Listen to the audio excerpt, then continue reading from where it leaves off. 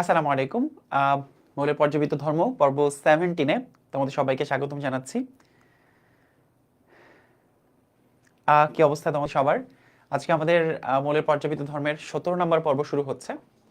তো আজকের পর্বে আমরা পোলারিটি টার্মটা আরও ক্লিয়ার হব, অর্থাৎ কেমিক্যাল মুড সুইংটা শুরু করেছিলাম, ঠিক সেখান থেকেই শুরু করব যে আমাদের পোলারিটি টার্মটা আসলে কিভাবে আমরা এক্সপ্লেইন করতে পারি।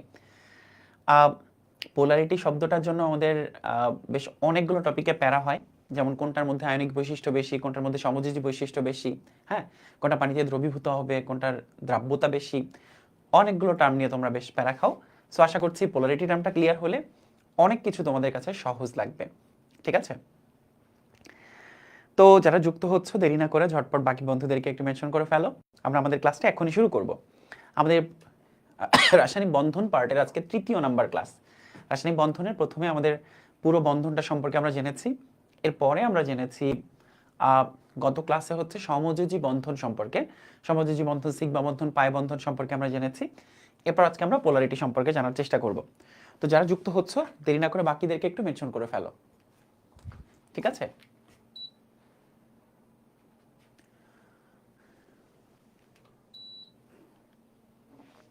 ওকে, আমি একটু চেক করে দেখি সবকিছু ঠিকঠাক আছে কিনা।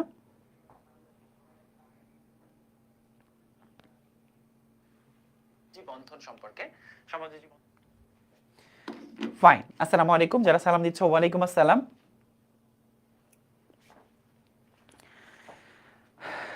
ওকে, তো হ্যাঁ, অনেক লম্বা ক্লাস হবে না। এরপর হচ্ছে তোমাদের বায়োলজি ক্লাস আছে 7:30, এর মধ্যেই ইনশাল্লাহ ক্লাস শেষ করে ফেলবো, ঠিক আছে? ওকে, আপাতত যতটুকু সময় ক্লাস করবা পুরোটা সময় একদম পূর্ণ মনোযোগ দিয়ে ক্লাস করতে হবে, হ্যাঁ? ফাইন। তানজিদ হোসাইন চলে এসো ভাইয়া, ব্যবস্থা করে দিব, ঠিক আছে? চলে এসো, ব্যবস্থা করে দিব।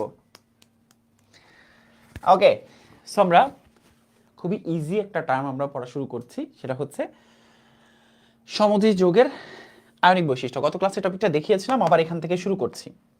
হ্যাঁ, গত ক্লাসে টপিকটা দেখিয়েছিলাম, তারপর এখান থেকে আবার শুরু করছি। হ্যাঁ, পোলারিটি বলতে অ্যাকচুয়ালি কি বোঝায়? সমযোজী যৌগের আয়নিক বৈশিষ্ট্য, পোলারিটি বা ডাইপোল মোমেন্ট। হ্যাঁ, পোলারিটি টার্মটা কিন্তু গত ক্লাসে শুরু করেছিলাম। কনসার্ট দেখতে যাচ্ছি। অরিন, কোথায় কনসার্ট দেখতে যাচ্ছ?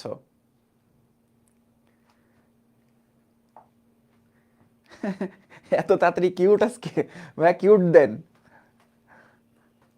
আচ্ছা, সব দেখবো। আজকে কেউ বললো না যে ভাইয়া কিউট দেন, আজকে কোনো কিউট হবে না।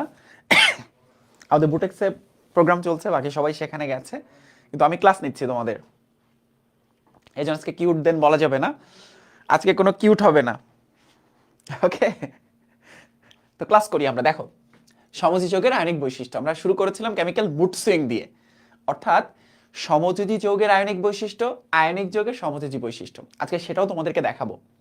সো প্রথম পার্টটা কি? প্রথম পার্টটা হচ্ছে সমযোজী যৌগের আয়নিক বৈশিষ্ট্য। কোন একটা সমযোজী যৌগ কখন আয়নিকের মতো আচরণ করে, ঠিক আছে? কোন একটা সমযোজী যৌগ কখন আয়নিকের মতো আচরণ করে। ওকে, ফাইন। এখন দেখো, এখন প্রথমেই ব্যাপারটা একটু ক্লিয়ার করি একটা চার্টের মাধ্যমে, তারপর এই টপিকটাতে আসবো। দেখো, এইটা টোটালি ডিপেন্ড করে তড়িৎ ঋণাত্মকতার পার্থক্যের উপরে। Del E N, E N মানে হচ্ছে, ই এন মানে হচ্ছে ইলেকট্রোনেগেটিভিটি। হ্যাঁ,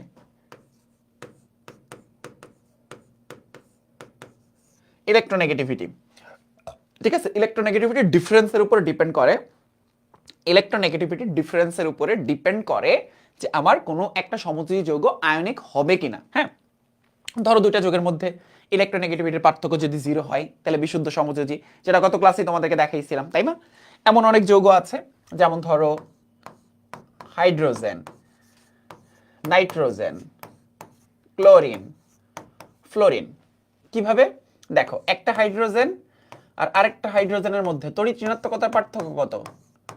নিশ্চয়ই 0, তাই না? একটা হাইড্রোজেন অণুতে দুইটা হাইড্রোজেন পরমাণু থাকে, তাহলে এই দুইটার মধ্যে তড়িৎ ঋণাত্মকতার পার্থক্য কত? 0। তার মানে যখন তড়িৎ ঋণাত্মকতার পার্থক্য 0, তখন সেটা বিশুদ্ধ সমযোজী যৌগ হিসেবে আচরণ করবে। তাহলে এরকম এমসিকিউ যদি আসে, নিচের কোন যৌগটা বিশুদ্ধ সমযোজী, তাহলে আমরা কি খুঁজবো? এই যে এদেরকে খুঁজবো। ওকে, ফাইন। এখন আসো, অপোলার কখন হয়? 0 থেকে 0.5 এর মধ্যে, অর্থাৎ 0.4 পর্যন্ত। যেমন দেখো অপোলার, যদি তোমরা CH4 চিন্তা করো, আমরা পোলার অপোলার সবই জানবো।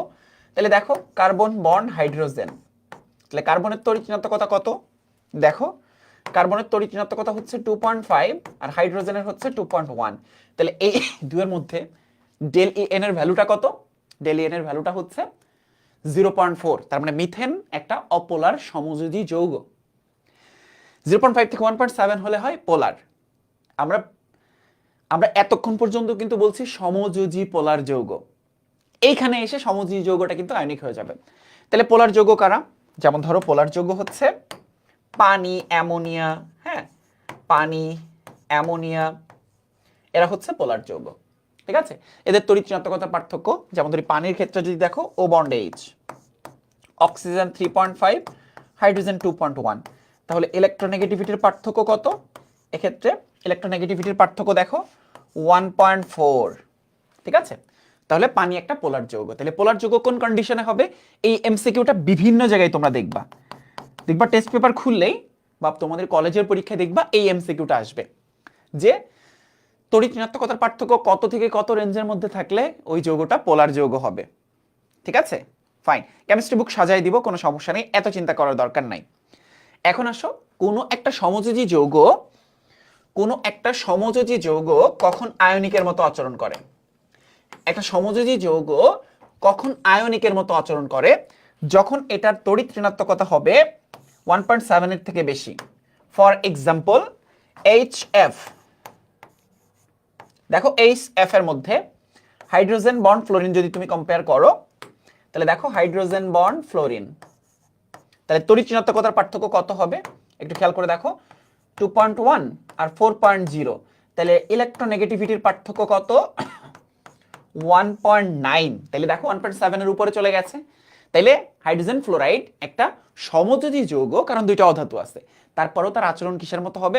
আয়নিকের মতো আচরণ করবে। তাহলে HF এর আচরণ কিসের মতো হবে? আয়নিকের মতো। এইটাই হচ্ছে সমযোজী যৌগের যে আয়নিক বৈশিষ্ট্য থাকতে পারে সেইটার কনসেপ্ট। তাহলে কই থেকে জানবো?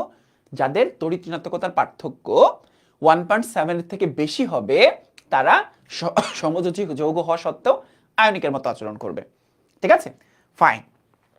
তাহলে আমরা একটা জিনিস জানলাম যে সকল সমযোজী যৌগই কিন্তু 100% সমযোজী বৈশিষ্ট্য সম্পন্ন হবে তা কিন্তু না। কোনো একটা কন্ডিশনে এসে সমযোজী যৌগ আয়নিকের মতো আচরণ করবে। সেই কন্ডিশনটা কি? তড়িৎ ঋণাত্মকতার পার্থক্য 1.7 এর থেকে যদি বেশি হয়। কিছু কিছু রাইটার এটাকে 1.9ও বলেছে, 0.5 থেকে 1.9, কিন্তু অ্যাকচুয়ালি 1.7ই হবে। হ্যাঁ, তাহলে আমরা এতটুকু বুঝতে পারলাম যে সমযোজী যৌগের আয়নিক বৈশিষ্ট্য রয়েছে। তাইলে আমরা এই চার্ট থেকে কিন্তু অনেক কিছু জেনে ফেললাম, অনেকগুলো বেসিক জানলাম। নিচের কোনটি বিশুদ্ধ সমযোজী যৌগ, নিচের কোনটি অপোলার সমযোজী যৌগ, নিচের কোনটি পোলার যৌগ, এইটা নিয়ে আমাদের আরো অনেক আলোচনা হবে। আজকের ক্লাসটাই এই টপিকটার উপরে, পোলারিটির উপরে, পোলারের উপরে, কোনটা পোলার যৌগ কোনটা অপোলার যৌগ। ঠিক আছে, আর আয়নিকের কনসেপ্টটা আমরা মাত্র শুরু করছি, ঠিক আছে, ফাইন, ওকে। এইটুকু আশা করছি বুঝতে পেরেছো তোমরা।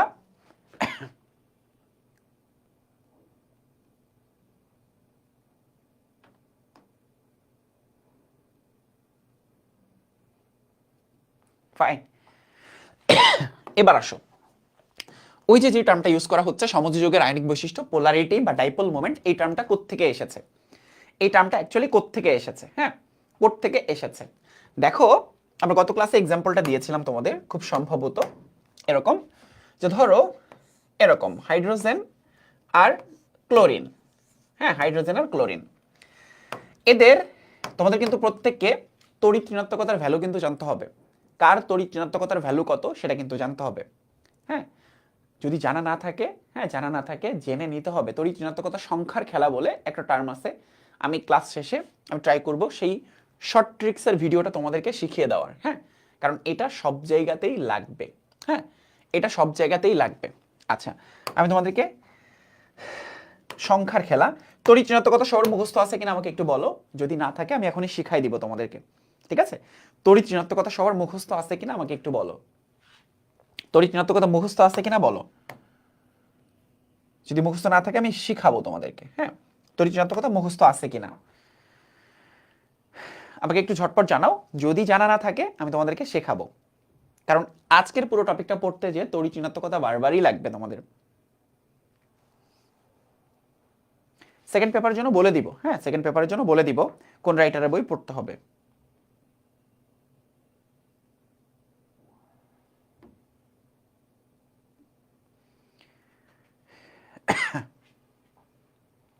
নাই, ফাইন, আসো, কোনো সমস্যা নেই, সংখ্যার খেলাটা শেখাই। তড়িৎ ঋণাত্মকতার সংখ্যার খেলা। হ্যাঁ, একটু দ্রুত দেখবা। তড়িৎ ঋণাত্মকতা মনে রাখার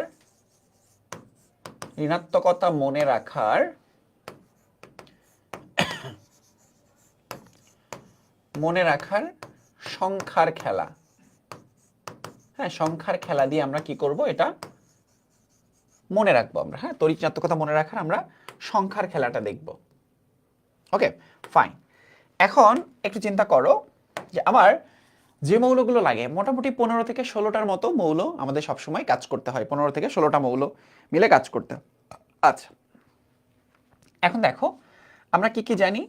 lithium, beryllium, boron, carbon, nitrogen, oxygen, fluorine এবং হচ্ছে নিয়ন, তাই না?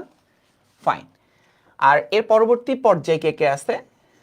Sodium, magnesium, aluminium, phosphorus, aluminium, silicon, phosphorus, sulphur, silicon, phosphorus, sulphur, chlorine, argon. এখন আমাদের কাজটা হচ্ছে শুধুমাত্র লিথিয়ামের তড়িৎ ঋণাত্মকতাটা মনে রাখা 1.0, তারপর বাকি সবগুলো আমরা বের করে ফেলতে পারবো। লিথিয়ামের তড়িৎ ঋণাত্মকতাটা জানা থাকবে, ওই পর্যায়ে বাকি সবারই তড়িৎ ঋণাত্মকতা খুব সহজেই বের করে ফেলতে পারবো। কিভাবে বের করতে পারবো? ওই পর্যায়ে বাকি যে মৌলগুলো আছে সবার সাথে আমরা 0.5 যোগ করতে থাকবো। দেখো 1.0, তাহলে 1.5, 2.0, 2.5, নাইট্রোজেন 3.0, অক্সিজেন 3.5, 4.0, আর নিষ্ক্রিয় গ্যাস যেহেতু তাই 0। ঠিক আছে, নিষ্ক্রিয় গ্যাস যেহেতু তাই 0। ওকে, ফাইন। এবার নিচের দিকে আসবো। সোডিয়ামের ক্ষেত্রে উপর থেকে নিচের দিকে গেলে যেহেতু তড়িৎ ঋণাত্মকতা কমে যায়, তাই সোডিয়ামের ক্ষেত্রে 0.9। এদিকে আমরা কত যোগ করেছি? 0.5 যোগ করেছি সবার সাথে, তাই না? আর এখানে যেটা করব 0.3 যোগ করব সবার সাথে, যেহেতু উপর থেকে নিচের দিকে গেলে তড়িৎ ঋণাত্মকতার ভ্যালু কমতে থাকে। তাহলে 0.9, 1.2, 1.5, 1.8, 2.1।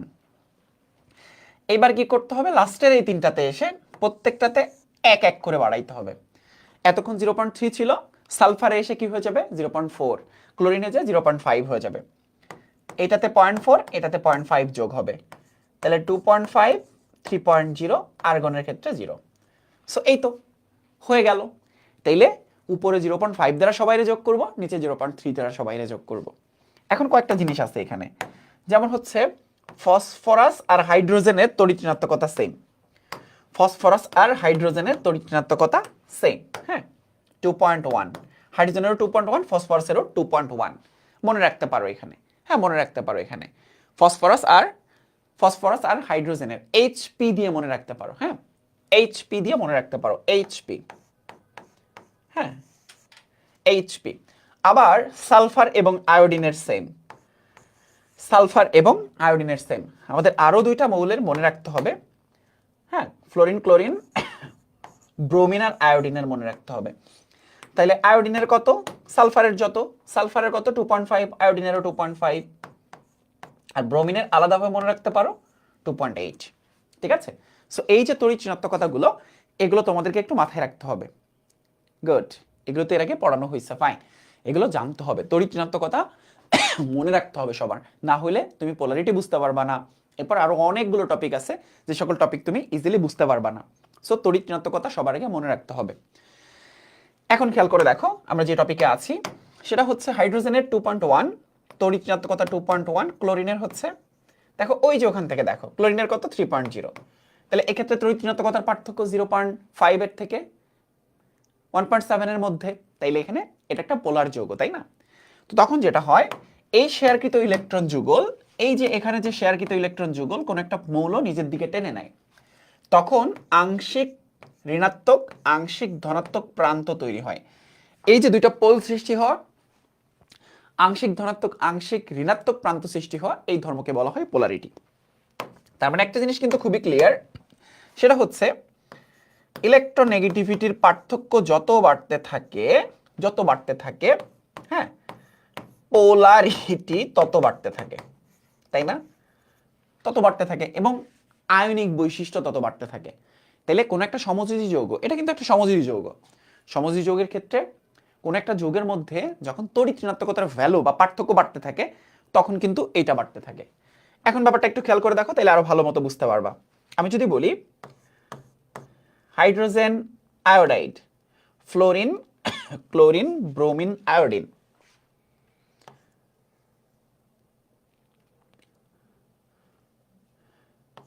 HBr, হ্যাঁ, HCl আর HF, হ্যাঁ, ফ্লোরিন, ক্লোরিন, ব্রোমিন, এই তিনটার মধ্যে কোনটার পোলারিটি বেশি আমরা যদি বলি, তাহলে পার্থক্যটা দেখো। 2.1 ব্রোমিনের জন্য কত দেখো, 2.8। এবার এখানে 2.1 3.0, 2.1 4.0, তাইলে এক্ষেত্রে ইলেকট্রোনেগেটিভিটির পার্থক্য কত, 0.7, ইলেকট্রোনেগেটিভিটির পার্থক্য কত, 0.9, ইলেকট্রোনেগেটিভিটির পার্থক্য কত, 1.9, তাই না? দেখো 1.9। তাইলে আমি যদি বলি এদের মধ্যে পোলারিটির পার্থক্যটা কি, পোলারিটির সিকোয়েন্সটা কি, পোলারিটির সিকোয়েন্সটা কি, পোলারিটির সিকোয়েন্সটা নিশ্চয়ই এরকম হবে, HBr হচ্ছে সব থেকে কম, তাই না? এরপর হচ্ছে HCl এবং এরপর হচ্ছে HF, তাই না? এটা হচ্ছে পোলারিটির ক্রম হবে। সো কখনো কখনো এই ধরনের প্রশ্ন কিন্তু তুমি ফেস করতে পারো, কখনো কখনো এই ধরনের প্রশ্ন কিন্তু ফেস করতে হইতে পারে যে পোলারিটি কোথায় সব থেকে বেশি, ঠিক আছে, কোথায় পোলারিটি সব থেকে বেশি, হ্যাঁ, কোথায় পোলারিটি সব থেকে বেশি, এরকম কোশ্চেন কিন্তু ফেস করতে হইতে পারে। ওকে ফাইন, এখন আসো নতুন একটা টার্ম, সেটা হচ্ছে ডাইপোল মোমেন্ট। ডাইপোল মোমেন্ট বলতে কি বোঝায়? পোলার হওয়ার জন্য এক নাম্বার শর্ত হচ্ছে তড়িৎ ঋণাত্মকতার পার্থক্য 0.5 থেকে 1.7 এর মধ্যে হইতে হবে, আর দুই নাম্বার হচ্ছে তার একটা নির্দিষ্ট ডাইপোল মোমেন্টের ভ্যালু থাকতে হবে, তার একটা নির্দিষ্ট ডাইপোল মোমেন্টের ভ্যালু থাকতে হবে। ডাইপোল মোমেন্ট, হ্যাঁ, ডাইপোল মোমেন্ট, ঠিক আছে, যেটাকে আমরা মিউ দ্বারা প্রকাশ করে থাকি, হ্যাঁ, এটা কেমনে বের করতে হয়, চার্জ আর ডিসটেন্স দ্বারা, হ্যাঁ, ওই যে বন্ধন দূরত্ব দ্বারা, হ্যাঁ, চার্জ ইনটু বন্ধন দূরত্ব, চার্জ ইনটু বন্ধন দূরত্ব। ফাইন, এটার একক কি, এটার একক দেখবা বিভিন্ন জায়গায় লেখা আছে ডি বাই, বড় ডি লেখা আছে, ডি বাই হচ্ছে এটার একক, একক, হ্যাঁ, একক, ডি বাই। আচ্ছা ফাইন, এখন এটা হচ্ছে একটা ভেক্টর রাশি, এটা ভেক্টর রাশি। এখন ভেক্টর রাশি হইলে তার একটা নির্দিষ্ট দিক থাকবে না, তার একটা নির্দিষ্ট ডিরেকশন থাকবে। তো সেই ডিরেকশনটা কোন দিকে, ডিরেকশনের উপরেই অনেক কিছু ডিপেন্ড করছে। ডিরেকশন, ডিরেকশন দুই রকম, এক, যদি লন পেয়ার ইলেকট্রন থাকে তাহলে ডিরেকশন একরকম হবে, আর যদি লন পেয়ার ইলেকট্রন না থাকে, লন পেয়ার ইলেকট্রন না থাকলে কম ইলেকট্রোনেগেটিভিটি থেকে বেশি ইলেকট্রোনেগেটিভিটির দিকে এটা ডিরেকশন হবে, ঠিক আছে, কম ইলেকট্রোনেগেটিভিটি থেকে, অর্থাৎ কম তড়িৎ ঋণাত্মকতা বিশিষ্ট থেকে বেশি ইলেকট্রোনেগেটিভিটির দিকে, আর মুক্ত জোড় ইলেকট্রন থাকলে, হ্যাঁ, অ্যাটম থেকে মানে সেন্ট্রাল অ্যাটম থেকে লন পেয়ার ইলেকট্রনের দিকে হবে এটা ডিরেকশন, ঠিক আছে, এটা ডিরেকশন হবে সেন্ট্রাল অ্যাটম থেকে, অর্থাৎ কেন্দ্রীয় পরমাণু থেকে মুক্ত জোড় ইলেকট্রনের দিকে। ওকে ফাইন, এখন কথা হচ্ছে এই ডাইপোল মোমেন্ট দিয়ে আমাদের কাজটা কি, ডাইপোল মোমেন্ট দিয়ে আমাদের কাজটা কি, ডাইপোল মোমেন্টের কাজটা হচ্ছে যদি কখনো এমন হয় যে net dipole moment is not equal 0, মানে 0 নয়, তার মানে কি নির্দিষ্ট একটা ভ্যালু আছে, তখন এটা কি হবে, তখন এটা হবে একটা নির্দিষ্ট যেহেতু ভ্যালু আছে তখন এটা পোলার যৌগ হবে। আমরা এটা ক্যালকুলেশন করা শিখবো, লব্ধি থেকে এটার ক্যালকুলেশন বের করা শিখবো আমরা। নেট ডাইপোল মোমেন্টের ভ্যালু যদি 0 হয় তাহলে সেটা হবে অপোলার যৌগ। অপোলার যৌগ। তাহলে ব্যাপারটা খেয়াল করে দেখো, আবার 0.5 থেকে 1.7 এর মধ্যে বন্ধন পোলার হলেও কিন্তু সবসময় যৌগ পোলার হবে সেটা কিন্তু বলা যায় না। অনেক সময় একটা বন্ধন পোলার কিন্তু যৌগটা পোলার না। তাহলে আমরা কি শিখতেছি? আমরা কিন্তু যৌগ পোলার হবে কিনা সেটা শিখতেছি। বন্ধন পোলার, কিন্তু যৌগটা কখন পোলার? বন্ধন পোলার হবে হচ্ছে 0.5 থেকে 1.7 এর মধ্যে থাকলেই হবে। ইলেকট্রোনেগেটিভিটির পার্থক্য যদি হয় 0.5 থেকে 1.7 এর মধ্যে, তাইলে কি হবে? বন্ধন পোলার হবে। বন্ধন পোলার। আর যৌগ পোলার হইতে গেলে এটা 1 নাম্বার কন্ডিশন আর এটা হচ্ছে 2 নাম্বার কন্ডিশন, যে ডাইপোল মোমেন্টের একটা নির্দিষ্ট ভ্যালু থাকতে হবে, তাইলেই ওই যৌগটা পোলার হবে। যেমন পানির মধ্যে 2টা বন্ধন আছে, ও বন্ড H, হ্যাঁ, যেমন CCl4 এর মধ্যে 4টা বন্ধন আছে, তাই না? এটা বন্ধন পোলার হতে পারে, কিন্তু টোটাল যৌগটা পোলার কিনা সেটাই আমরা আজকের ক্লাসে শেখার চেষ্টা করব। আশা করছি তোমরা ব্যাপারটা বুঝতে পেরেছো। মানে কোন একটা যৌগ পোলার কিনা আমরা কিন্তু সেটা আইডেন্টিফাই করব। 0.5 থেকে 1.7 যদি শেখা হয় তাহলে কোন একটা বন্ধন পোলার সেটা জানা যায়। ওকে, হ্যাঁ, এক্সাম্পলে যাচ্ছি। ওকে, কালকের পড়া না? Fine fine.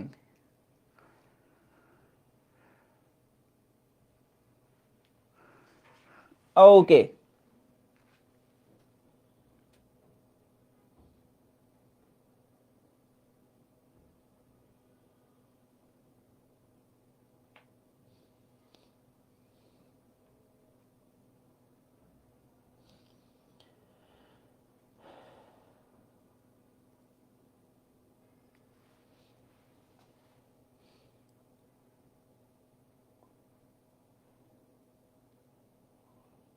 ওকে, ঠিক আছে, এক্সাম্পলে যাবো। হ্যাঁ, এক্সাম্পলে না গেলে তো আর বুঝতে পারবা না, এক্সাম্পলে যেতে হবে আমাদের। হ্যাঁ, ফাইন। তো অলরেডি আমরা বুঝে ফেললাম যে আমাদের এই চার্ট দ্বারা আমরা আসলে কি বুঝতে পারতেছি, তাই না? তো এবার আসো আমরা ধাপে ধাপে যাব। হ্যাঁ, পোলারিটি যখন তোমাকে বোঝাতে হবে তখন দুটো পার্টে যে বোঝাতে হবে। একটা হচ্ছে হোমো অ্যাটমিক, মানে ডাই অ্যাটমিকের ক্ষেত্রে, পলি অ্যাটমিকের ক্ষেত্রে। ডাই মানে হচ্ছে দুই, হ্যাঁ, একটা হচ্ছে ডাই অ্যাটমিক আর একটা হচ্ছে পলি অ্যাটমিক। পলি মানে অনেকগুলো পরমাণু থাকবে, হ্যাঁ, অ্যাটম মানে হচ্ছে পরমাণু, দুইটা পরমাণু বিশিষ্ট। এখন দুইটা পরমাণু হোমো মানে হচ্ছে একই হইতে পারে, অথবা হেটেরো মানে হচ্ছে ভিন্ন ভিন্নও হতে পারে। হ্যাঁ, হেটেরো মানে হচ্ছে ভিন্ন ভিন্নও হতে পারে। হোমো মানে একই, হেটেরো মানে হচ্ছে ভিন্ন। এখন দুইটা পরমাণু একই হইতে পারে অথবা ভিন্ন ভিন্ন হইতে পারে। হোমো অ্যাটমিক, দেখো হোমো অ্যাটমিক কারা? কিছুক্ষণ আগেই দেখাইলাম, H2, N2, F2, Cl2, হ্যাঁ, তারপর O2, এরা সবাই হোমো অ্যাটমিক এবং এরা কিন্তু সবাই অপোলার কম্পাউন্ড। হ্যাঁ, অপোলার কম্পাউন্ড। এবার হেটেরো অ্যাটমিক বলতে কি বোঝায়? কিছুক্ষণ আগে দেখাইলাম HCl, HBr, হ্যাঁ, HBr, HI, এগুলো হচ্ছে সব হেটেরো অ্যাটমিক, মানে দুইটা অ্যাটম থাকবে। যেমন HBr, হ্যাঁ, HCl, HI, HF। এখন এদের ক্ষেত্রে কি হবে? এদের ক্ষেত্রে ম্যাক্সিমামই আমরা দেখব তড়িৎ ঋণাত্মকতার পার্থক্য 0.5 থেকে 1.7 এর মধ্যে যদি হয় তাহলে ম্যাক্সিমাম ক্ষেত্রে এরা হবে পোলার। যেমন HF এর ক্ষেত্রে এরা সর্বাধিক পোলার বা আয়নিক যৌগ। ঠিক আছে, আয়নিক যৌগ। ফাইন। এখন আসো পলি অ্যাটমিকের ক্ষেত্রে। এখান থেকেই মূলত তোমাদের ধীরে ধীরে পোলারিটির দিকে আগাবো এবং কনসেপ্টটা ক্লিয়ার করার চেষ্টা করব যে বন্ধন পোলার হলেও যৌগ অপোলার হতে পারে। যৌগ পোলার হওয়ার জন্য যে ডাইপোল মোমেন্টের কথা বলছি সেই ডাইপোল মোমেন্টটা কিভাবে বের করব। ঠিক আছে, দেখো পলি অ্যাটমিক। পলি মানে হচ্ছে অনেক, পলি মানে হচ্ছে অনেক, হ্যাঁ, পলি মানে হচ্ছে অনেক। ফাইন। মুক্তজোট থাকলেই পোলার, তার মানে যেখানে আমরা লন পেয়ার ইলেকট্রন দেখব, লন পেয়ার ইলেকট্রন দেখলেই সেই যৌগটা পোলার। ব্যতিক্রম হচ্ছে Xgf2, Xgf4, এদের লন পেয়ার ইলেকট্রন থাকবে কিন্তু এরা অপোলার। কিভাবে হয় দেখাবো, ঠিক আছে, কিভাবে হয় দেখাবো, পোলার নাকি অপোলার সেটাও দেখাবো, আগে ডিসিশন নেওয়া দরকার নাই। আমরা কিন্তু একটা জিনিস জানি, লন পেয়ার ইলেকট্রন থাকলে সেন্ট্রাল অ্যাটম থেকে লন পেয়ার ইলেকট্রনের দিকে ডিরেকশন হয়, কার? ডাইপোল মোমেন্টের ডিরেকশন হয়। আর নরমালি কি হয়, ডিরেকশনটা কি হয়? নরমালি কম ইলেকট্রোনেগেটিভিটি বিশিষ্ট যে মৌলটা আছে তার থেকে বেশি ইলেকট্রোনেগেটিভিটি যে মৌলগুলো আছে তার দিকে ডিরেকশন যায়। ফাইন। হ্যাঁ, কালকের পড়া কেন কেন রিপিট করছি, কারণ ওইখান থেকেই টপিকটা আসে এই জন্য। হ্যাঁ, কারণ অনেকে হয়তো ওই টপিকটা লাস্টের দিকে বুঝতে পারো নাই। ফাইন, এখন আসো সারাউন্ডিংস অ্যাটম মানে হচ্ছে কেন্দ্রীয় পরমাণু ছাড়াও আমাদের চারপাশে যে মৌলগুলো আছে, সারাউন্ডিংস অ্যাটম যদি সেম হয় তাহলে অপোলার হবে। এক্সাম্পল কি? এক্সাম্পল দেখো CCl4, হ্যাঁ, তারপর PCl5, কেন্দ্রীয় পরমাণু ফসফরাস, সব দিকে ক্লোরিন থাকবে। কেন্দ্রীয় পরমাণু কার্বন, সব দিকে ক্লোরিন থাকবে। তার মানে এরা কিন্তু অপোলার। তাহলে দুটো জিনিস শিখলাম, যদি লন পেয়ার ইলেকট্রন থাকে তাহলে অলওয়েজ পোলার, আর যদি সারাউন্ডিংস অ্যাটম সবগুলো সেম হয় তাহলে সেটা অপোলার কম্পাউন্ড। একটা সূত্র শেখাবো তোমাদের, সেটা হচ্ছে লন পেয়ার ইলেকট্রন কিভাবে বের করতে হয়। অনেক সময় কিন্তু এটা তোমার স্ট্রাকচার থেকে বের করা কঠিন হয়ে যায়। হ্যাঁ, কেন্দ্রীয় পরমাণু যে শেষ কক্ষপথের ইলেকট্রন সংখ্যা মাইনাস বন্ধনের সংখ্যা প্লাস অ্যানায়ন মাইনাস ক্যাটায়ন। ঠিক আছে, আমি এক্সাম্পল দিয়ে বুঝাচ্ছি। আর এখানে যেটা লেখা আছে, একটা লন পেয়ার মানে হচ্ছে দুইটা লন পেয়ার ইলেকট্রন। হ্যাঁ, মানে লন পেয়ার মানে হচ্ছে কিন্তু দুইটা ইলেকট্রন। লন মানে হচ্ছে মুক্ত, পেয়ার মানে হচ্ছে জোড়া, মুক্ত জোড়া। হ্যাঁ, মুক্ত জোড়া। ফাইন, এখন দেখো কিভাবে লন পেয়ার ইলেকট্রন বের করা যায়। আমি কয়েকটা মৌলের ক্ষেত্রে দেখাচ্ছি। ধরো পানির ক্ষেত্রে, হ্যাঁ, পানির ক্ষেত্রে খেয়াল করে দেখো, সহজ এক্সাম্পলটাই দেই। LP সমান হাফ, কেন্দ্রীয় পরমাণু অক্সিজেন, অক্সিজেনের সর্বশেষ কক্ষপথে 6টা ইলেকট্রন আছে। বন্ধনের সংখ্যা, বন্ধন হচ্ছে দুইটা। ঠিক আছে, ওই যে অক্সিজেনের সাথে হাইড্রোজেনের একটা, অক্সিজেনের সাথে হাইড্রোজেনের একটা, অ্যানায়ন বা ক্যাটায়ন কিছুই নাই। তাহলে 6 থেকে 2 বিয়োগ করলে 4, 4কে 2 দিয়ে ভাগ করলে হয় 2। তাহলে পানিতে লন পেয়ার ইলেকট্রন আছে কয়টা? 2টা। আমরা কিন্তু স্ট্রাকচারের মধ্যে এটাই দেখতে পাই, তাই না? আমরা স্ট্রাকচারের মধ্যে এইটাই কিন্তু দেখতে পাই। এখন তোমাদেরকে যদি বলি Xgf2 তে, Xgf2 এটাতে লন পেয়ার ইলেকট্রন কয়টা আছে? Lone pair electron is equal to xenon. এটা একটা নিষ্ক্রিয় যৌগ, নিষ্ক্রিয় মৌল। যেহেতু নিষ্ক্রিয় মৌল, আমার প্রোটন সংখ্যা জানার দরকার নাই, কয়টা প্রোটন সংখ্যা। তাহলে এটার সর্বশেষ কক্ষপথে যে 8টা ইলেকট্রন আছে সেটা আমরা জানি। নিষ্ক্রিয় গ্যাস যেহেতু, তাহলে হাফ 8 মাইনাস বন্ধনের সংখ্যা, বন্ধন কয়টা? ফ্লোরিনের সাথে জাস্ট 2টা বন্ধন গঠন করবে, 2। তাহলে দেখো 8 থেকে 2 বিয়োগ করলে 6, 6কে 2 দ্বারা ভাগ করলে হবে 3। তাহলে এক্ষেত্রে লন পেয়ার ইলেকট্রন আছে হচ্ছে 3টা। Xgf4 এইটার ক্ষেত্রে বের করে দেখো, loan pair electron is equal to half. এবার খুব ঝটপট বের করতে পারবা, জেননের 8টা, ফ্লোরিনের সাথে 4টা বন্ধন গঠন করছে, তাহলে 4, 4কে 2 দ্বারা ভাগ করলে হবে 2। তাহলে এক্ষেত্রে লন পেয়ার ইলেকট্রন আছে হচ্ছে 2টা। তার মানে 4টা টোটাল ইলেকট্রন আছে, তাই না? টোটাল ইলেকট্রন কয়টা আর পেয়ার ইলেকট্রন কয়টা, এটা কিন্তু একটু খেয়াল রাখতে হবে, এই জন্য এই চার্টটা দেওয়া এখানে। ঠিক আছে, আশা করছি লন পেয়ার ইলেকট্রন তোমরা খুব ইজিলি বের করে ফেলতে পারবা। লন পেয়ার ইলেকট্রন কিভাবে বের করতে হয় সেটা তোমরা বুঝতে পেরেছো। ফাইন, এটা বেসিক বিল্ডিং ক্লাসে করানো হয়েছিল। ঠিক আছে, এটা বিবিসিতে করানো হয়েছিল, আমার মনে পড়ছে। এটা আমরা বিবিসিতে করাইছি তোমাদের। হ্যাঁ, বিবিসিতে করানো হয়েছিল কিভাবে লন পেয়ার ইলেকট্রন বের করতে হয়। সো আমরা ওইদিকে যাব না। হ্যাঁ, ফাইন, আশা করছি এটা তোমরা পারবা। আশা করছি লন পেয়ার ইলেকট্রন কেমনে বের করতে হয় সেটা তোমরা পারবা। ওকে, আমরা এখন কি শিখবো? আমরা এখন মূলত শিখবো যে বন্ধন পোলার হলেও যৌগ পোলার হচ্ছে কিনা সেটা আমরা শিখবো। ঠিক আছে, তাহলে কোন একটা যৌগ পোলার হওয়ার শর্ত কি? 1 নাম্বার শর্ত হচ্ছে ইলেকট্রোনেগেটিভিটির পার্থক্য 0.5 থেকে 1.7 এর মধ্যে হতে হবে। 2 নাম্বার হচ্ছে ডাইপোল মোমেন্টের একটা নির্দিষ্ট মান থাকতে হবে। ডাইপোল মোমেন্ট এর একটা নির্দিষ্ট ভ্যালু থাকতে হবে, ইজ নট ইকুয়াল 0 হইতে হবে। এই দুইটা যদি হয় তাহলে কোন একটা যৌগ তখন কি হবে? কোন একটা যৌগ তখন পোলার হবে। হ্যাঁ, কোন একটা যৌগ তখন কি হবে? পোলার হবে।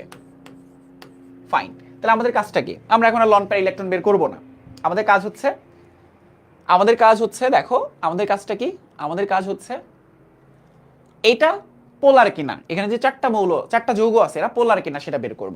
আচ্ছা ফাইন, লন পেয়ার ইলেকট্রন যদি কারো মনে হয় যে বের করতে হবে, কারণ লন পেয়ার ইলেকট্রন দিয়ে আমাদের ওই যে ডিরেকশনটা আইডেন্টিফাই করতে হবে। লন পেয়ার ইলেকট্রন এখানে কয়টা আছে? হাফ। নাইট্রোজেনের সর্ববৈশিষ্ট্য স্তরে 5টা ইলেকট্রন, বন্ধন হচ্ছে 3টা। তাহলে দেখো আলটিমেটলি একটা লন পেয়ার ইলেকট্রন আছে। এবার অ্যামোনিয়া যদি তোমাকে ড্র করতে বলা হয়, ঠিক আছে, অ্যামোনিয়া যদি ড্র করতে বলা হয় তাহলে ব্যাপারটা কি হবে দেখো। তাহলে ব্যাপারটা কি হবে সবাই একটু ভালো মতো দেখো যাতে বাকিগুলো তোমরা করতে পারো। নাইট্রোজেন, হ্যাঁ, এইদিকে হাইড্রোজেন, এইদিকে হাইড্রোজেন, এদিকে হাইড্রোজেন, আর এখানে কি থাকে লন পেয়ার ইলেকট্রন থাকে। হ্যাঁ, স্ট্রাকচারটা এরকম। এখন বুঝো সবাই, এখন এখানে বুঝো, এখন এখানে তোমাদের বুঝতে হবে, বুঝতে হবে কি ডিরেকশন কোনটা কোন দিকে, ডিরেকশন কোনটা কোন দিকে, ম্যাগনেটিক আমাদের যে ডাইপোল মোমেন্টের ভ্যালু কি জিরো হচ্ছে নাকি জিরো হচ্ছে না।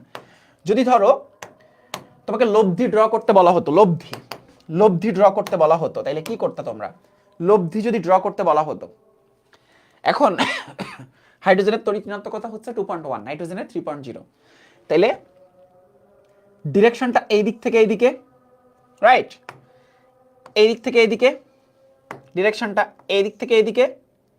আর লন পেয়ার ইলেকট্রনের ডিরেকশন কোন দিকে, লন পেয়ার ইলেকট্রনের ডিরেকশন হচ্ছে সেন্ট্রাল অ্যাটম থেকে, সেন্ট্রাল অ্যাটম থেকে লন পেয়ার ইলেকট্রন যেই দিকে সেই দিকে, তাই না।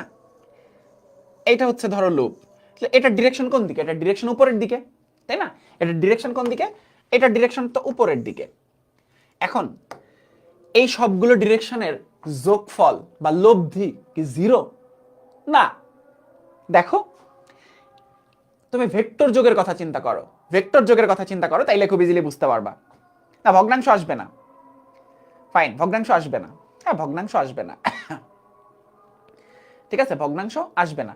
তাহলে এখানে একটা নির্দিষ্ট ডাইপোল মোমেন্টের একটা ভ্যালু আছে, আমরা এখানে বলতে পারি এটা যে এখানে, এখানে ডাইপোল মোমেন্টের ভ্যালু, নেট ডাইপোল মোমেন্টের value is not equal zero. তাহলে এই যৌগটাকে আমরা কি বলতে পারবো, এটা একটা পোলার যৌগ, পোলার যৌগ, ঠিক আছে। আমাদের ওই যে ওই পার্টটা কিন্তু মনে করতে পারতে হবে, ডিরেকশন কার কোন দিকে। দেখো ডিরেকশন ইলেকট্রোনেগেটিভিটি কম থেকে যার ইলেকট্রোনেগেটিভিটি বেশি তার দিকে, মুক্ত যে ইলেকট্রন থাকলে অ্যাটম থেকে লন পেয়ার ইলেকট্রনের দিকে, ঠিক আছে, ফাইন। এখন চিন্তা করো এটা ডিরেকশন এইদিকে, এটা ডিরেকশন এদিকে, এটা ডিরেকশন এদিকে। এখন কখন জিরো হয়, লব্ধি কখন জিরো হয় তুমি চিন্তা করো, এই যে এইটা আর এইটার লব্ধি হচ্ছে জিরো হয়, তাই না। এইটা আর এইটার লব্ধি হচ্ছে জিরো হয়। এখানে কি এরকম কোনো ঘটনা আছে, নাই তো। এখানে এরকম কোনো ঘটনা আছে, নাই তো। বুঝতে পারছো, বাকিগুলো এক্সাম্পল দিলে বুঝতে পারবা সহজেই, ফাইন। নোটিফিকেশন পাই নাই, এই যে এখন থেকে ক্লাস শুরু করো, এখন থেকে ক্লাস শুরু করো, ওকে ফাইন। এবার সব পানির ক্ষেত্রে, এবার সব পানির ক্ষেত্রে আমরা যদি যাই, তাহলে লন পেয়ার ইলেকট্রন কয়টা, লন পেয়ার ইলেকট্রন হচ্ছে হাফ, অক্সিজেনের সর্ববিস্ত স্তরে 6টা ইলেকট্রন, বন্ধন 2টা, তাইলে 2টা লন পেয়ার ইলেকট্রন আছে। এবার আমরা স্ট্রাকচার ড্র করব পানির ক্ষেত্রে, ঠিক আছে, পানির ক্ষেত্রে। তাহলে অক্সিজেন, এখানে হচ্ছে একটা হাইড্রোজেন, এখানে একটা হাইড্রোজেন, উল্টো ভি আকৃতি, তাই না। আর এখানে একটা লন পেয়ার ইলেকট্রন থাকবে, এখানে একটা লন পেয়ার ইলেকট্রন থাকবে। এবার আসো ডিরেকশনে, হাইড্রোজেন থেকে অক্সিজেনের দিকে ডিরেকশন থাকবে, রাইট, হাইড্রোজেন থেকে অক্সিজেনের দিকে ডিরেকশন থাকবে,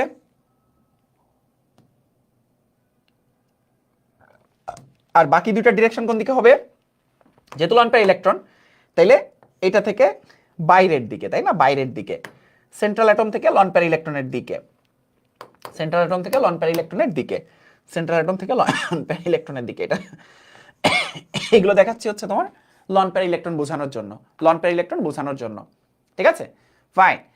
তাহলে এবার আসো এই দুইটা, তুমি চিন্তা করো এইটা আর এইটা, এই দুইটা লব্ধি কোন দিক বরাবর বলো তো, দুইটা ভেক্টরের লব্ধি, দুইটা ভেক্টরের লব্ধি, এই দুইটার লব্ধি এই দিক বরাবর। এবার এইটা এইটা তুমি চিন্তা করো, একটা ভেক্টরের লব্ধি তোমার ওই যে ফিজিক্সে ফার্স্ট পেপারে পড়েছো না তোমরা, ভেক্টরের ভেক্টরের লব্ধি পড়েছো না। এখন চিন্তা করো লন পেয়ার ইলেকট্রন যেখানে আছে সেটার ডাইপোল মোমেন্টের ভ্যালু কখনোই জিরো হওয়া সম্ভব না। যেখানে লন পেয়ার ইলেকট্রন আছে এবং এখানে এক জোড়া লন পেয়ার ইলেকট্রন আছে, লন পেয়ার ইলেকট্রন যেখানেই থাকবে এইটার ডাইপোল মোমেন্টের ভ্যালু কখনোই জিরো হওয়া পসিবল না, ঠিক আছে। তার মানে আমরা এতটুকু বুঝতে পারলাম, এটা নেট ডাইপোল মোমেন্টের value is not equal zero, তার মানে পানি একটা পোলার যৌগ। পরীক্ষা হলে এগুলো দেখাইতে হবে, উত্তর হচ্ছে না, এগুলো দেখাইতে হবে না, এগুলো জাস্ট বোঝার জন্য, হ্যাঁ, এগুলো জাস্ট বোঝার জন্য। ফাইন,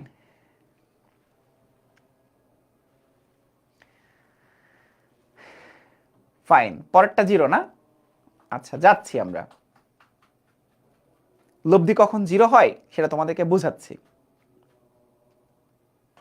লব্ধি 0 হয় সেটা বুঝাচ্ছি। চলো BF3 তে যাই। এর লন পেয়ার ইলেকট্রন কয়টা? লন পেয়ার ইলেকট্রন হচ্ছে হাফ। বোরনের সর্ববিস্তীর্ণ স্তরে কয়টা ইলেকট্রন বিদ্যমান দেখো?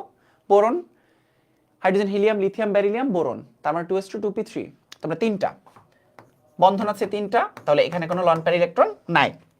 তাহলে যদি স্ট্রাকচার ড্র করি তাহলে দেখো বোরন, বোরনের 3 দিকে জাস্ট 3টা ফ্লোরিন থাকবে। বোরনের 3 দিকে 3টা ফ্লোরিন থাকবে। হ্যাঁ, কিভাবে? ধরো এটা হচ্ছে একটা ফ্লোরিন, এটা হচ্ছে আরেকটা ফ্লোরিন, এটা হচ্ছে আরেকটা ফ্লোরিন। এবার ডিরেকশনটা কোন দিকে হবে সবাই একটু খেয়াল করো। ফ্লোরিনের তড়িৎ ঋণাত্মকতা বেশি, তাইলে ডিরেকশনটা হবে এই দিকে, এখান থেকে হবে এই দিকে, এখান থেকে হবে এই দিকে। এখন তোমাদের ভেক্টরের লব্ধিটা বোঝায়, তাহলে খুব ভালো মতো বুঝতে পারবা। ধরো এরকম ভাবে, এরকম ভাবে। এখন ধরো এরকম, এরকম আর এরকম 5 নিউটন করে বল আছে, 5 নিউটন বল, 5 নিউটন বল, 5 নিউটন বল, ঠিক আছে? এবং এরা সবাই কত ডিগ্রি করে আছে দেখো তো? 120 ডিগ্রি করে আছে। 120 ডিগ্রি, এখানেও 120 ডিগ্রি, এখানেও কত? 120 ডিগ্রি। এই দুইটার লব্ধি এই ডিরেকশন বরাবর।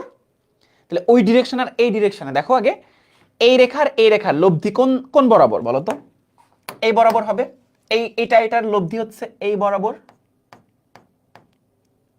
তাই না? তাহলে এইটা আর এইটা দুটো বিপরীত দিকে, বিপরীত ভেক্টর লব্ধির ভ্যালু কত? 0। এটা হচ্ছে ত্রিভুজ ভেক্টরের কথা চিন্তা করো। এটার লব্ধি কি মাঝখান বরাবর? ওই যে আর আর সমান পি স্কোয়ার কিউ স্কোয়ার, এরকম ফর্মুলা পড়েছো না তোমরা? তাহলে এইটা, এই পি আর কিউ ভেক্টরের লব্ধি হচ্ছে আর বরাবর।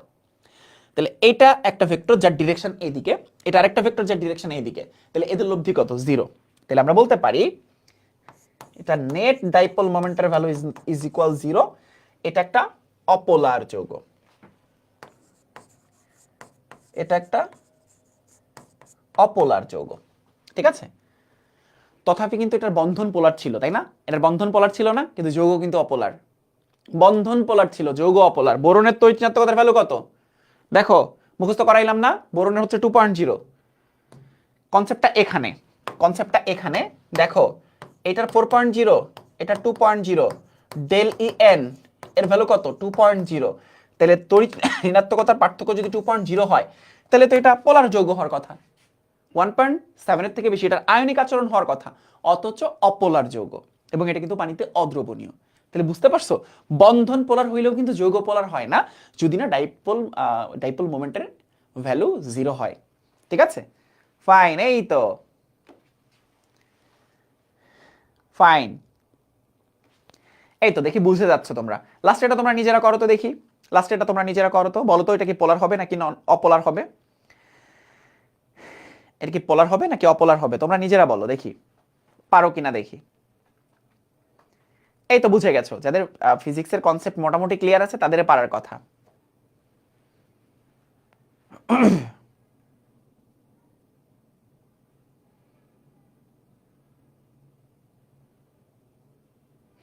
ওকে ফাইন,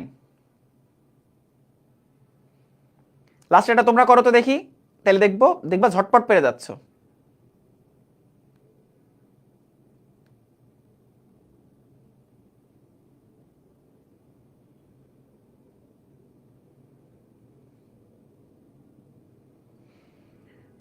ট্রাই করো, ট্রাই তো করো অন্তত। ফাইন, আচ্ছা যারা যে সকল গাধারা পারে নাই তাদের আমি করে দিচ্ছি। আচ্ছা, লন পেয়ার ইলেকট্রন কয়টা? হাইড্রোজেন, হিলিয়াম, লিথিয়াম, বেরিলিয়াম, তার মানে হাফ। 2 বন্ধন আছে 2টা, তার মানে 0টা। এবার আসো, এবার কি করব? স্ট্রাকচার রাখবো। Beryllium, beryllium, chlorine, beryllium, chlorine. এবার কার তড়িৎ ঋণাত্মকতা বেশি বলো তো? কার তড়িৎ ঋণাত্মকতা বেশি? Hydrogen, helium, lithium, beryllium, boron, beryllium. ক্লোরিনের তড়িৎ ঋণাত্মকতা বেশি, তাইলে কম থেকে বেশির দিকে। এইটা আর এইটার দুইটা বিপরীত ভেক্টর লব্ধির লব্ধির যোগফল কত? দুইটা বিপরীত ভেক্টরের লব্ধির যোগফল কত? 0। তাহলে নেট ডাইপোল মোমেন্টের ভ্যালু হচ্ছে 0। তাহলে এটা একটা অপোলার যৌগ। অপোলার যৌগ, অথচ বন্ধন কিন্তু পোলার। বন্ধন পোলার কিন্তু যৌগ অপোলার। বুঝতে পেরেছো? বন্ধন পোলার হয় কখন? 0.5 থেকে 1.7 এর মধ্যে থাকলে। ঠিক আছে, এই তো ফাইন। জন্মন মিস্ত্রি উত্তর দিয়েছে নন পোলার। আরো এক্সাম্পল দিব, অনেকগুলো প্র্যাকটিস করাবো, মিনিমাম 15টা প্র্যাকটিস করাবো। এইটুকু ক্লিয়ার কিনা বলো সবাই? এইটুকু ক্লিয়ার কিনা বলো? আরো করাবো, আরো করাবো, যেগুলো পরিচিত যৌগ সবগুলোই করাবো।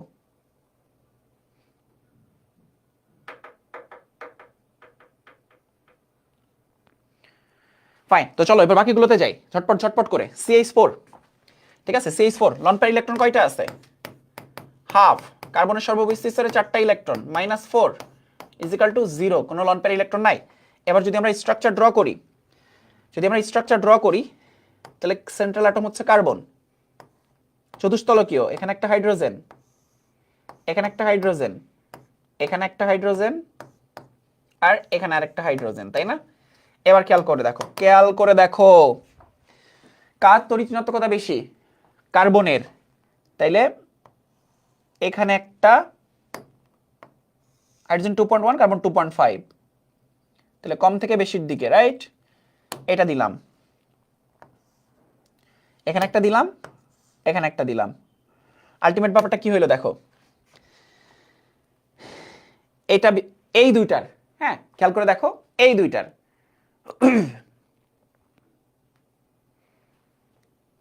বুঝতেছ? দেখো এই দুইটার লব্ধি হচ্ছে এই বরাবর, আর এইটা পরস্পরকে কি করবে? নাকচ করে দিবে, তাই না? পরস্পরকে কি করবে? নাকচ করে দিবে। তাহলে এখানে নেট ডাইপোল মোমেন্টের ভ্যালু কত? 0। নেট ডাইপোল মোমেন্টের ভ্যালু কত? নেট ডাইপোল মোমেন্টের ভ্যালু হচ্ছে 0। তাইলে অপোলার, অপোলার যৌগ। কার্বন ডাইঅক্সাইডের ক্ষেত্রে আসো, খুবই ইজি, মানে most easy. Loan pair electron নাই। আবার আরেকটা জিনিস মনে করো, তোমাদের মনে আছে নিশ্চয়ই, এই যে সূত্রটা দেখো, এটা সারাউন্ডিংস অ্যাটম সেম হলে অপোলার হয়। সারাউন্ডিংস অ্যাটম কি সেম না? দেখো সারাউন্ডিংস অ্যাটম কি সেম? তোমরা জাস্ট এভাবে চিন্তা করতে পারো, এটারে সারাউন্ডিং অ্যাটম সেম, এটার স্ট্রাকচার যদি তোমাদেরকে এভাবে ড্র না করে তোমাদেরকে এভাবে দেখাইতাম, এদিকে হাইড্রোজেন, এদিকে হাইড্রোজেন, এদিকে হাইড্রোজেন, এদিকে হাইড্রোজেন, তাইলে আরো সহজে বুঝতে পারতা, তাই না? এই যে এইটা, আর দেখো এই যেটা, এইটা আর এইটার লব্ধি 0, এইটা আর এইটার লব্ধি 0, শেষ। এটা দিলে খুব দুধভাত হয়ে যাইতো, তাই না? একটু বাঁকা করে দিছি আর পোলাপান প্রশ্ন করা শুরু করছো, বুঝছো তো? মানে এইটার লব্ধি 0, এটার লব্ধি 0, ঘটনা শেষ। কার্বন ডাইঅক্সাইডের ক্ষেত্রে দেখো, তাইলে আরো ভালো বুঝতে পারবা। ঠিক আছে, কার্বন ডাইঅক্সাইডের ক্ষেত্রে আসো, লন পেয়ার ইলেকট্রন হচ্ছে হাফ, হ্যাঁ, কার্বনের 4টা বন্ধন আছে, 4টা, তাইলে 0, কারণ এই যে অক্সিজেনের সাথে ডাবল বন্ড টোটাল দুইটা করে বন্ধন আছে, ফাইন। এবার আসো কার্বন,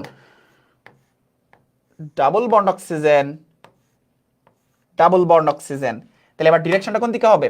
অক্সিজেনের তড়িৎ ঋণাত্মকতা কার্বনের থেকে বেশি, 2.5, আর এটা হচ্ছে 3.5, তাই না? 2.5, 3.5, তাইলে কম থেকে বেশির দিকে যাবে।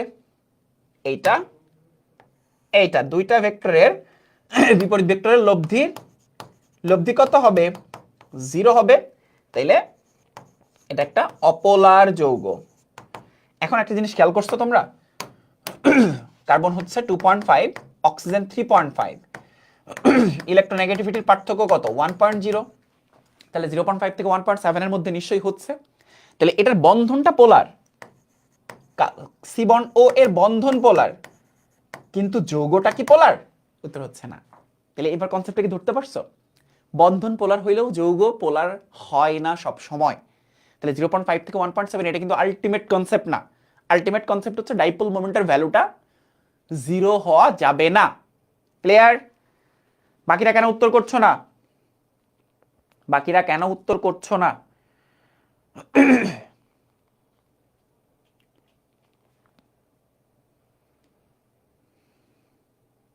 ফাইন, আমরা চলে যাবো সালফার ডাইঅক্সাইডে। ঠিক আছে, আমরা চলে যাব সালফার ডাইঅক্সাইডে। ওকে, তো এটার লন পেয়ার ইলেকট্রন যদি আমরা আইডেন্টিফাই করি, লন পেয়ার ইলেকট্রন, সালফারের সর্ববৃহৎ স্তরে 6টা ইলেকট্রন বিদ্যমান, 4, তাহলে 2, একটা লন পেয়ার ইলেকট্রন আছে, রাইট? তাহলে স্ট্রাকচার যদি দেখাই, তাহলে সালফার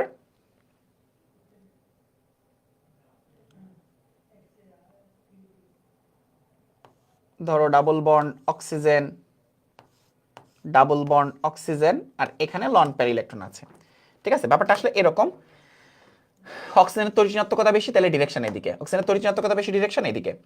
এখন এখন এইখানে কি হইছে, এখানে কি হইছে, এখানে লন পেয়ার ইলেকট্রন আছে, তাই না? লন পেয়ার ইলেকট্রনের ক্ষেত্রে আসলে ডিরেকশন তুমি চাইলে, মানে লন পেয়ার ইলেকট্রনের ক্ষেত্রে ডিরেকশনটা আসলে কিরকম, লন পেয়ার ইলেকট্রন থাকতেছে মানে সেটার লব্ধি কখনোই জিরো হবে না, নেট ডাইপোল মোমেন্টের ভ্যালু কখনোই জিরো হবে না, ঠিক আছে?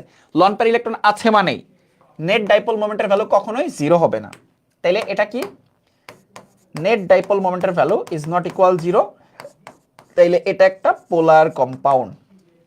সালফার ট্রাইঅক্সাইড তোমাদের কাজ, সালফার ট্রাইঅক্সাইড এবার তোমরা করবা, ঠিক আছে? সালফার ট্রাইঅক্সাইডটা তোমরা করবা, দেখি তোমরা করতে পারো কিনা। সালফার ট্রাইঅক্সাইডটা তোমরা করো, সালফার ট্রাইঅক্সাইডটা তোমরা করো, খুবই সহজ, খুবই সহজ। Loan pair electron half, sulphur হচ্ছে 6 -6 ইজ 0, তাহলে সালফারের 3 দিকে double bond oxygen, double bond oxygen, double bond oxygen. এবার দেখো কম থেকে বেশির দিকে, কম থেকে বেশির দিকে, তাহলে এই দুইটার যোগফল হচ্ছে এই দিক বরাবর, এই দুইটার লব্ধি হচ্ছে এই বরাবর আসবে। সে আগেরটা চিন্তা করো, আমরা এর আগে দেখিয়েছিলাম না, এইটার লব্ধি হচ্ছে এই বরাবর আসবে, আর এইটা এবং এটা দুটো বিপরীত ভেক্টরের লব্ধির যোগফল হচ্ছে 0 ইজ ইকুয়াল 0, তাইলে এটা হচ্ছে একটা অপোলার কম্পাউন্ড, এটা একটা অপোলার কম্পাউন্ড, ঠিক আছে? দেখো অনেক ইজি, তুমি যদি কনসেপ্টটা ধরতে পারো এবং ভেক্টরের কনসেপ্টটা ক্লিয়ার থাকে, স্থিতিবিদ্যার কনসেপ্টটা ক্লিয়ার থাকে, অনেক ইজি, এই টপিকটা অনেক ইজি।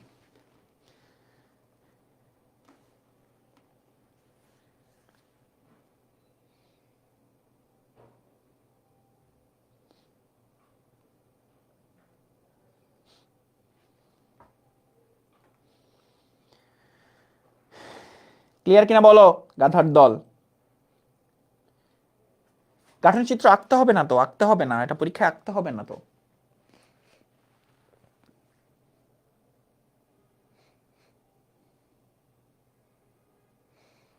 ওকে, এবার পরটাই দেখো, CCl4 আর CH3Cl, হ্যাঁ দেখো এটা দেখেই তুমি কিন্তু একটা জিনিস বুঝতে পারছো যে surroundings atom same, surroundings atom same,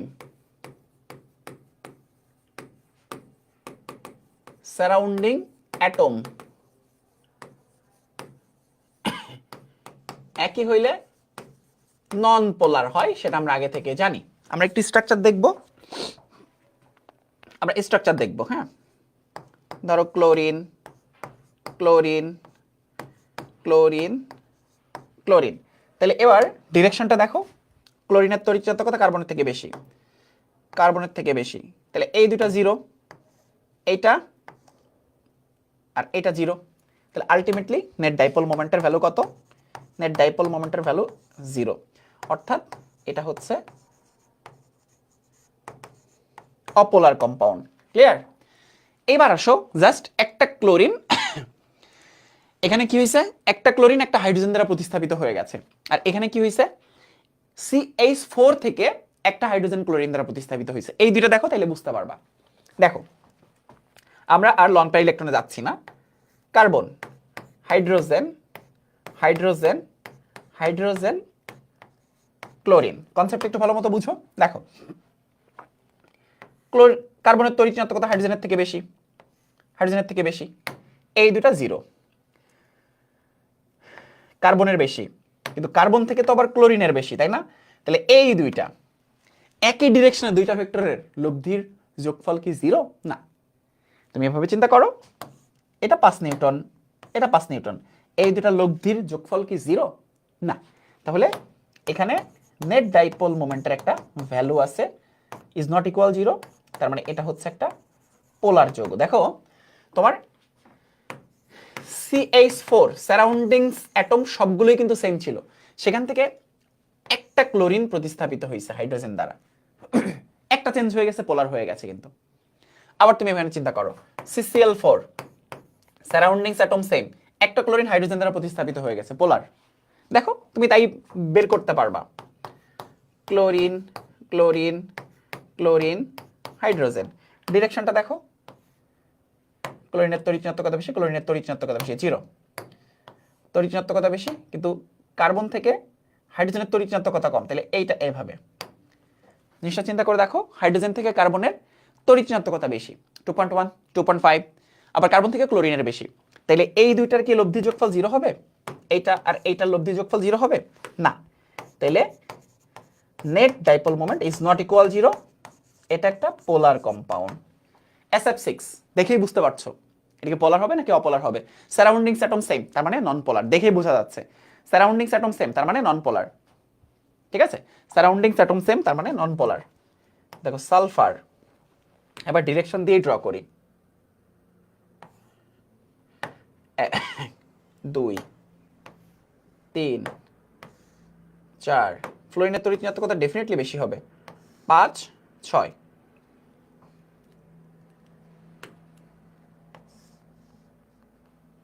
দেখো কি হইলো, sulphur fluorine fluorine fluorine fluorine fluorine fluorine, এটা জিরো, এটা জিরো, এটা জিরো, দ্যাটস ইট। দেখো আলটিমেটলি নেট ডাইপোল মোমেন্টের ভ্যালু কত? নেট ডাইপোল মোমেন্টের ভ্যালু হচ্ছে জিরো, এবং দেখে বোঝা যাচ্ছিল জিরো, এবং এটা হচ্ছে অপোলার কম্পাউন্ড, অপোলার কম্পাউন্ড। তাহলে দেখো আমরা কতগুলো বুঝে ফেললাম, 1 2 3 3 4 5 6 7 8 9 10 11 12, ঠিক আছে। আরো প্র্যাকটিস করাবো, আরো প্র্যাকটিস করাবো। এটাকে বুঝেছো? গাঠনিক চিত্র আঁকতে হবে, এটা ম্যান্ডেটরি না। গাঠনিক চিত্র আঁকতে হবে, এটা ম্যান্ডেটরি না, ঠিক আছে। আঁকতে হবে, এটা ম্যান্ডেটরি না।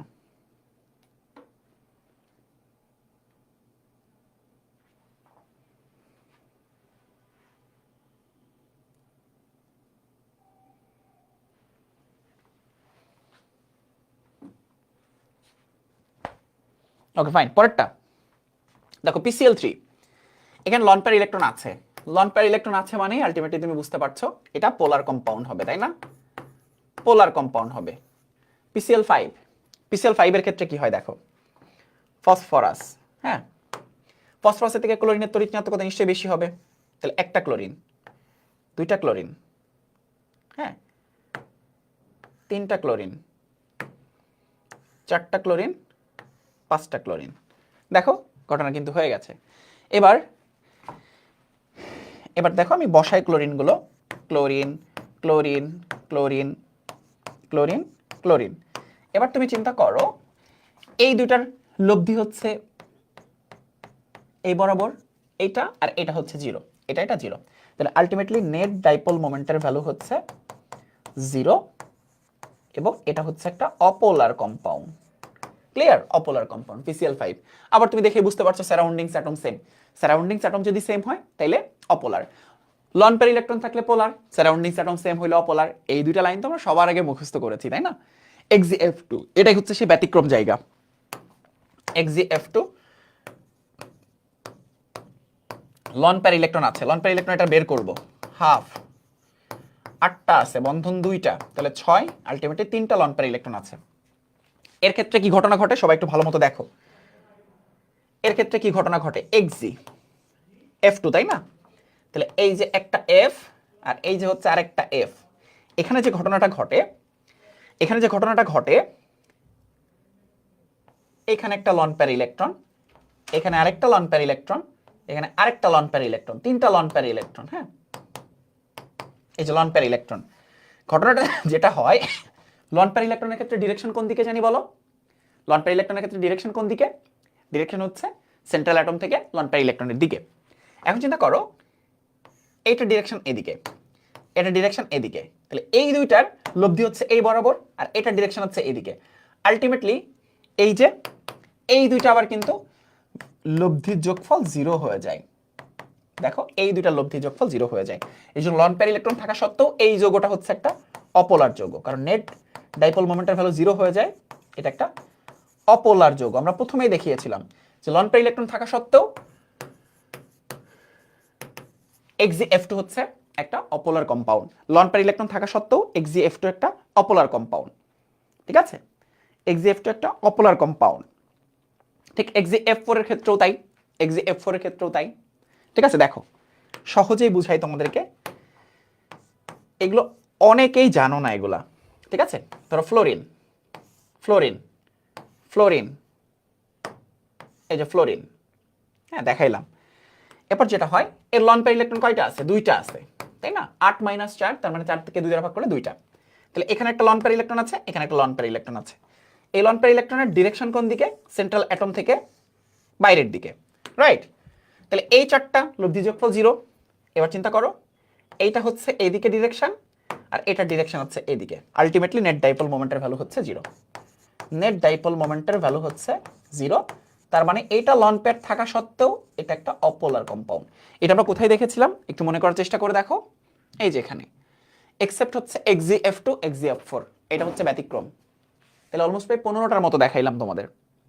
ঠিক আছে, এখন বলো জিনিসটা ক্লিয়ার হয়েছে কিনা?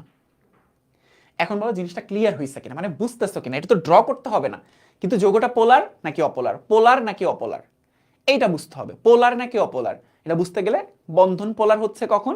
0.5 থেকে 1.7 এর মধ্যে। যৌগ পোলার হচ্ছে কখন? যৌগ পোলার হচ্ছে কখন? যখন তোমার ডাইপোল মোমেন্টের, নেট ডাইপোল মোমেন্টের ভ্যালু ইজ নট ইকুয়াল 0।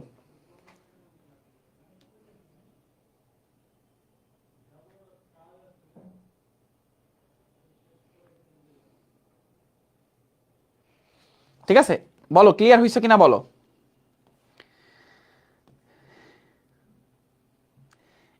এবার তোমাদের কি করব? HW দিব। হ্যাঁ, HW দিব। পোলার নাকি নন পোলার আইডেন্টিফাই করো।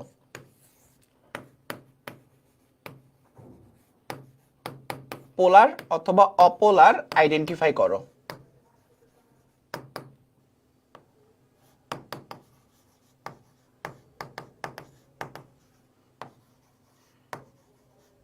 পোলার অথবা অপোলার আইডেন্টিফাই করো। বেশ কয়েকটা দিব, কার্বন ডাইঅক্সাইড, বেশ কয়েকটা দিব, কার্বন ডাইঅক্সাইড, পরিচিত যৌগ যেগুলো, ammonia, CCl4, CH3Cl, Xgf6, Xgf2, Xgf4, PCl5, 1 2 3 4 5 6 7 8 9, আর হচ্ছে CH, Cl3, এই 10টা। ঠিক আছে, এই 10টা করবা হচ্ছে তোমরা HW। ঠিক আছে, পোলার নাকি অপোলার আইডেন্টিফাই করবা। কি পারবা না? পোলার নাকি অপোলার আইডেন্টিফাই করতে পারবা না? পোলার নাকি অপোলার আইডেন্টিফাই করতে পারবা না? আশা করছি পারবা। কনসেপ্টটা কিন্তু ওটাই, যে প্রথমে দেখবা 0.5 থেকে 1.7 এর মধ্যে বন্ধন থাকছে কিনা, মানে তড়িৎ ঋণাত্মকতার পার্থক্য থাকছে কিনা। এরপর লব্ধি, যদি লব্ধির কনসেপ্ট ক্লিয়ার না থাকে স্থিতিবিদ্যা থেকে অথবা ভেক্টর থেকে বাকি কনসেপ্টটুকু একটু ক্লিয়ার হয়ে নিতে হবে। সো এই হচ্ছে বন্ধনের মুড সুইং। হ্যাঁ, মুড সুইং বলতে বোঝায় সমযোজী যৌগের আয়নিক বৈশিষ্ট্য। তাহলে সমযোজী যৌগ যে কখনো আয়নিকের মতো আচরণ করতে পারে, পোলার হইতে পারে। পোলার মানে কি? পানিতে দ্রবণীয়। পানিতে দ্রবণীয় হতে পারে, পোলার হতে পারে, সেটাই কিন্তু আমরা এতক্ষণ ধরে শেখার চেষ্টা করলাম, তাই না? সমযোজী যৌগ যে পানিতে দ্রবণীয় হইতে পারে কখন? যখন পোলার হবে। পোলারিটি থাকবে, ডাইপোল মোমেন্টের একটা নির্দিষ্ট ভ্যালু থাকবে। ঠিক আছে, দেখো ওই প্রথম টপিকটা কি ছিল? প্রথম টপিকটা ছিল হচ্ছে কেমিক্যাল মুড সুইং, তাই না? এই যে এটা হচ্ছে সমযোজী যৌগের আয়নিক বৈশিষ্ট্য। সমযোজী যৌগ কখন আয়নিকের মতো আচরণ করে, আমরা সেটাই কিন্তু জানার চেষ্টা করলাম, তাই না? সমযোজী যৌগ কখন আয়নিকের মতো আচরণ করে। ফাইন, যেগুলো করাই দিলাম ওগুলোই আবার দিছি। সারাউন্ডিংস অ্যাটম কিভাবে বুঝবো? কেন্দ্রীয় পরমাণুর বাইরে, যেমন সেন্ট্রাল অ্যাটম পানির ক্ষেত্রে কি অক্সিজেন, বাকি সবই hydrogen. Surroundings atom CCl4, surroundings atoms হচ্ছে ক্লোরিন, কারণ কার্বন তো কেন্দ্রে থাকে। কি বুঝো নাই? সারাউন্ডিংস অ্যাটম বুঝো না, গাঠনিক সংকেত আঁকবা, বাকিটা বুঝে যেতে পারবা। তো কেমিক্যাল মুড সুইং এর মধ্যে আমরা দেখো বুঝার চেষ্টা করলাম যে কিভাবে আসলে কোন একটা যৌগ পোলার হয়। তো পোলারিটির জন্য হোমো অ্যাটমিক, হেটেরো অ্যাটমিক, এখন তো এগুলো তাকাইলেই বুঝতে পারবো কোনটা পোলার নাকি অপোলার, এখন কিন্তু তাকাইলেই বুঝতে পারবা। ঠিক আছে, চলো আমরা যে এক্সাম্পলগুলো দিছি তাকাইলেই কেমনে বুঝতে পারবো। H2S লন পেয়ার ইলেকট্রন আছে, চলো আমার সাথে সাথে রিভাইজ করো বুদ্ধিজীবীরা। লন পেয়ার ইলেকট্রন আছে, পোলার, অপোলার, লব্ধি 0। NH3 লন পেয়ার ইলেকট্রন আছে, polar. CCl4 surroundings atom same, apolar. Surroundings atom different, polar. FgX6 lone pair electron আছে, polar. Xgf2 lone pair electron আছে, অপোলার। দেখাইছি 3টা লন পেয়ার ইলেকট্রন আছে, লব্ধি 0 হয়ে যায়। Xgf4 লন পেয়ার ইলেকট্রন আছে, তারপরে ব্যতিক্রম, apolar. PCl5 surroundings atom same, তাই apolar. CCl3 surroundings atom same হতো যদি CCl4 হতো, একটা হাইড্রোজেন, সারাউন্ডিংস অ্যাটম 3টা সেম আর একটা অন্যতা, পোলার। শেষ। দেখছো, এখন কিন্তু তাকায় বলতে পারবা। এখন নিচে অপশনে দিয়ে দিল নিচের কোনটি অপোলার যৌগ, এগুলো দিয়ে দিল আর একটা অপশন দিয়ে দিল, পারবা না? এই যে অপোলার যৌগ, এই যে এটা পোলার, এটা অপোলার, এটা অপোলার, এটা অপোলার, এটা হচ্ছে পোলার। তাহলে এই চারটার মধ্যে নিচের কোনটি পোলার? অপশন হচ্ছে এটা।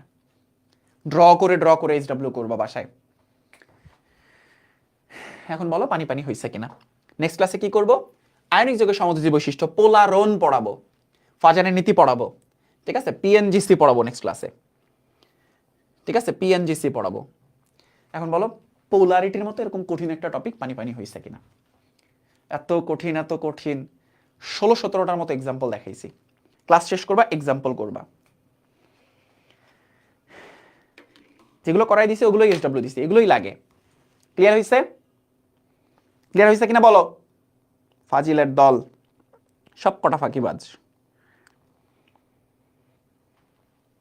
রুটিনের টাইম কি চেঞ্জ হয়েছে? না, 8টার সময়েই হবে, শুধুমাত্র আজকের জন্য বায়োলজি ক্লাসের সাথে এক্সচেঞ্জ করা হয়েছিল। হ্যাঁ, 8টার দিকেই হবে, রবি মঙ্গল বৃহস্পতি 8টায়। এবং কোনো ক্লাসে মিস শিডিউল হবে না, কোনো ক্লাসই তোমার পোস্টপোন্ড হবে না। হ্যাঁ, একটানে শেষ হয়ে যাবে। কেমন লাগছে? আশা করছি বেশ ভালোই লাগছে, তাই না? রাসায়নিক বন্ধন শুরু করলাম, পোলারিটি পড়াইলাম, সিগমা বন্ধন পাই বন্ধন পড়াইলাম, পোলারিটির মতো এত কঠিন একটা টপিক ক্লিয়ার করে ফেললাম। নেক্সট ক্লাসে ফাজান ক্লিয়ার করব, পোলারন ক্লিয়ার, শ্যাম্পু 25টার মতো লাগবে ক্লাস, আর 7-8টার মতো ক্লাস লাগবে। তো দেখা হচ্ছে পরবর্তী ক্লাসে।